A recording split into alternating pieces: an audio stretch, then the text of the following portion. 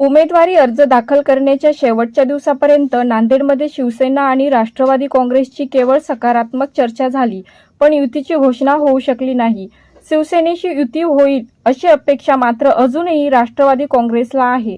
काही ठिकाणी दोन्ही पक्षाकडून इच्छुक उमेदवारांनी उमेदवारी दाखल केल्यामुळे संभ्रम निर्माण झाल्याचे राष्ट्रवादी शहराध्यक्ष ओमप्रकाश पोकर्णा यांनी सांगितले. येत्या 7 दिवसात यावर चर्चा होऊन युती होईल असा आशावाद त्यांनी व्यक्त केला. राष्ट्रवादी काँग्रेसने 81 पैकी 65 जागांवर आपले उमेदवार दिले. भाजपाचा विषय संपला होता असं चिखलीकर साहेबांनी 2 दिवसापूर्वी जाहीर करून टाकलं होतं, पण शिवसेनेशी सकारात्मक चर्चा झाली आहे. तर शिवसेनेची आता युती आहे किंवा नाही? शिवसेनेशी या महानगरपालिकेच्या निमित्तानं आमच्या बैठकी झाल्या आणि जवळपास ते आणि आम्ही दोघं सोबत लढू अशा प्रकारची चर्चा सुद्धा झाली. परंतु काही कार्यकर्त्यांनी त्यांच्या आमचं त्यांचं बोलणं झालं, त्याच्यामध्ये सुद्धा कुठंतरी फॉर्म भरून गोंधळ निर्माण झालेला आहे आणि म्हणून आमचं एक 7 दिवसामध्ये आमची त्यांची चर्चा होईल.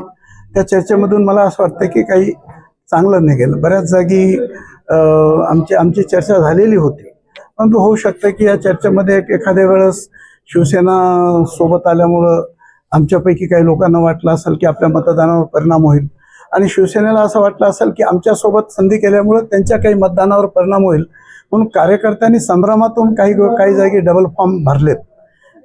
त्याच्यामुळं आम्ही काही फॉर्म भरू शकलो नाहीत, कारण रात्रपर्यंत आमची बोलणी चालू होती आणि आज सकाळपर्यंत ताबडतोब आम्ही फॉर्म भरू शकलो. तरी 65 फॉर्म आम्ही जागेवर भरलेले आहेत आणि मला विश्वास आहे की आमची त्यांची तिन्ही पक्षाची युतीच्या माध्यमातून खूप चर्चा झाली होती. भारतीय जनता पक्षानं कुठल्याही प्रकारचा सकारात्मक प्रतिसाद न दिल्यामुळं आमची भूमिका सामंजस्याची होती की तिन्ही सोबत बसायचं.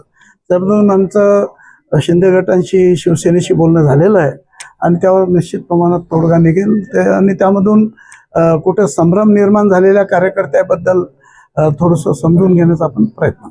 बरं, शिवसेनेचे हेमंत पाटील सकारात्मक होते, परंतु बालाजी कल्याणकर सकारात्मक नाही, त्याच्यामुळे उत्तरमध्ये होणार नाही, पण दक्षिणमध्ये तुमच्यासोबत अशी चर्चा आहे काय? नाही, बालाजीरावजी सकारात्मक होते, परंतु फक्त ते संभ्रमात होते की आमच्याजवळ ज्या समाजाचं मतदान आम्हाला पडतं आणि त्यांना पडतं त्याच्यामध्ये संभ्रम निर्माण होईल आणि कुठंतरी आमच्या मतावर परिणाम होईल अशा प्रकारच्या त्यांची चर्चा त्यांच्याशी माझी झाली आणि त्यांनी मान्य केलं की आपण सोबत राहून निवडणूक लढू आणि त्यांच्याशी सुद्धा चर्चेमधून मार्ग निघाला होता. परंतु कुठं असं वाटतंय की वरच्या पातळीवरून आमच्या पक्षाचे जे आदेश येतात की बाबा तुम्ही म्हणजे 11th आवरला काही गोष्टी येतात, त्याच्यामधून कुठंतरी तो गोंधळ आहे आणि तो मला वाटतं की तो गोंधळ मिटून जाईल.